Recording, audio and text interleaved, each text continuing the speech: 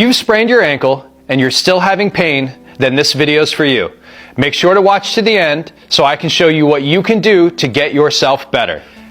In my book, The Spinal Truth, A New World of Medicine, I talk about a whole host of conditions and symptoms out there that are misdiagnosed, mismanaged, and mistreated in the medical system.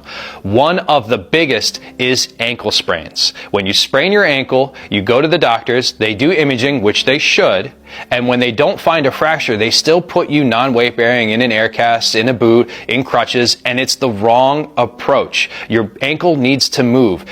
Putting you in a cast creates unnecessary stiffness and pain, delays the healing process. But that's not what we're talking about here. We're talking about those people out there that have gotten treatment, it's still been weeks, months, or even longer, and you're still having pain, you're still having swelling, and you don't know what to do.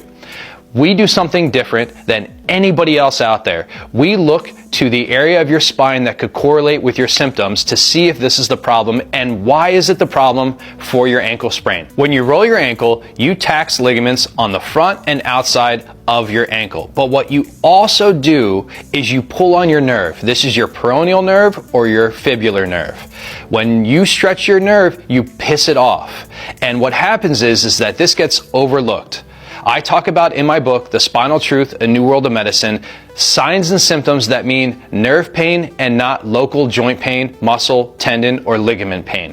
One of these symptoms, if it's bilateral, if it's happening on both sides, then it wasn't just your sprained ankle. If it comes and goes, if sometimes it's there and sometimes it's not, then it wasn't just your sprained ankle. This isn't how joints and tendons and muscles work. This is more indicative of a nerve issue.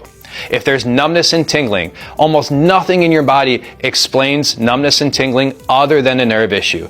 If there's chronic swelling, if that swelling hasn't improved or that pain hasn't improved after about a month, then likely there's an underlying nerve problem. And looking at your area of your spine that correlates with the area of your injury and treating it is likely the answer. Let me show you a typical approach we take if you come into my clinic for these symptoms. I strongly recommend you get evaluated by a clinician, and you start these exercises under supervision. There's always some troubleshooting to be done. There's some things that mean good, keep going, or stop, let's reassess.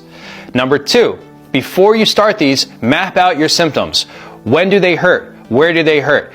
Do they hurt when you squat, when you go up and down steps?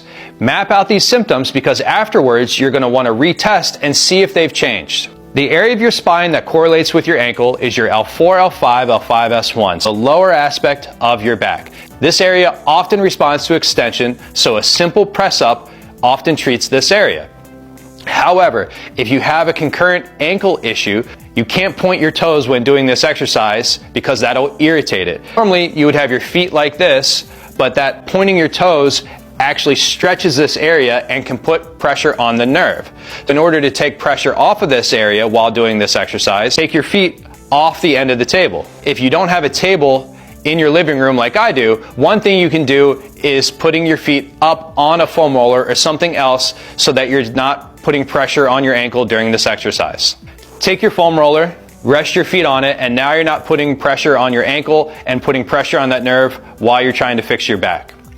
In order to do this exercise right, start by putting your arms and hands underneath your chest.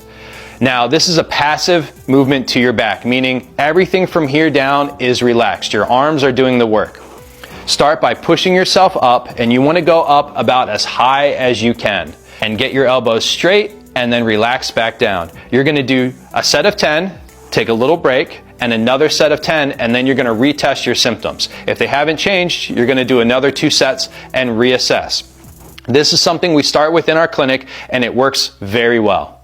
For more information on symptoms and conditions that are getting misdiagnosed and mismanaged by our current medical system, for a different way to look at your body and its symptoms, and a different option for treatment, make sure to look for my book, The Spinal Truth, A New World of Medicine, or keep following this page.